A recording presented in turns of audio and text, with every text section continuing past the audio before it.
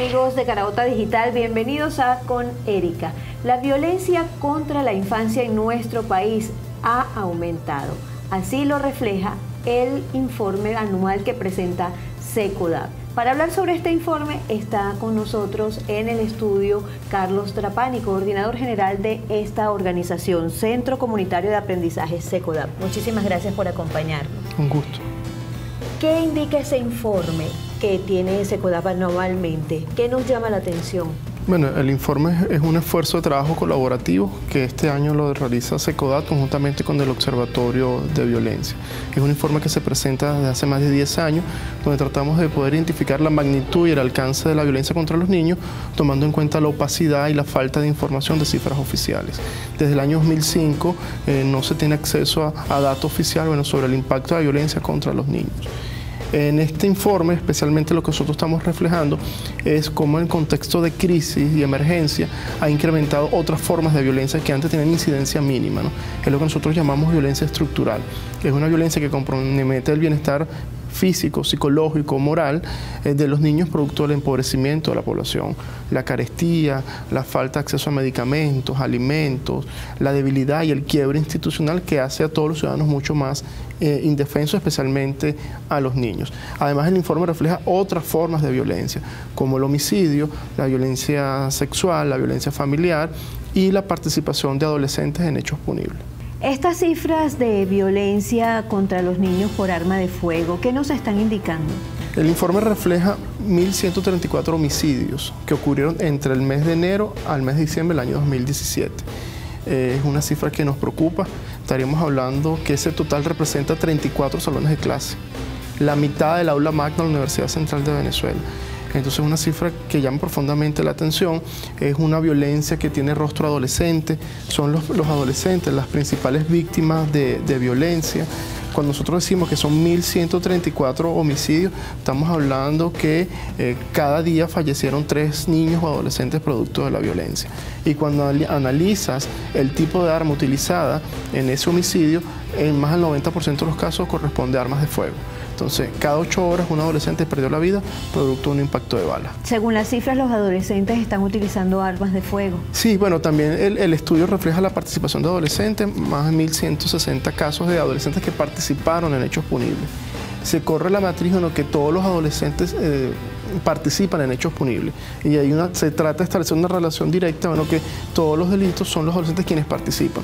Los datos del observatorio reflejan que no es así, es una participación muy pequeña. Cuando hablamos del total general de casos, el 3% representa adolescentes menores de 14 años y mayores de 14 años y menores de 17 representa el 6% del total general. Entonces sería una ligereza afirmar, bueno, que todos los delitos son responsabilidades de los adolescentes. ¿Qué es lo que reflejan estos datos?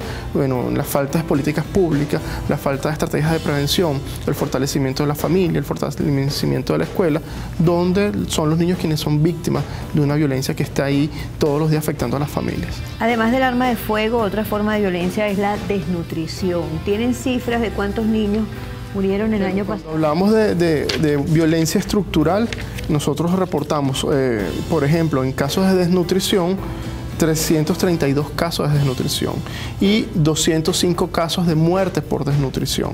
También registramos muertes por contaminación hospitalaria, lo cual nos llevó a 270 casos, malaria, 168 casos, falta de medicamentos, 154 casos, falta de vacunación, 67 casos, intoxicación por alimentos o consumo de basuras, 49 casos. En total, podemos decir que hubo 3.405 casos de violencia estructural, lo cual representa un incumplimiento a derechos sociales. Esta crisis también nos lleva a otra forma de violencia contra los niños, el abandono. Los padres no lo pueden mantener y los dejan en la calle. Cuando hablamos de abandono como una expresión de violencia familiar, estamos hablando de más de 82 casos que durante el año 2017 se registraron y fueron públicos. También hubo casos de entrega de los padres a terceros por no poder mantener a los niños y otras formas de violencia en la familia, como el filicidio, el homicidio en manos de un familiar. Y son expresiones de cómo la violencia afecta a los niños, ¿no? También encontramos 10 casos de niños que fueron testigos de homicidio dentro de su seno familiar y niños extraviados en 94 casos.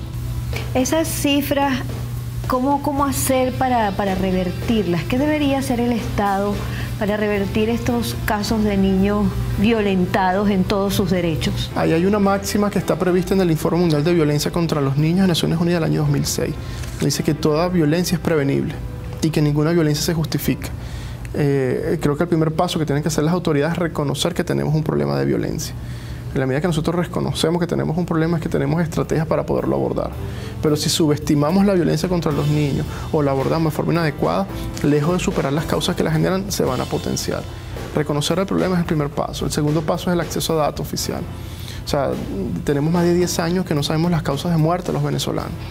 El anuario de mortalidad no se publica.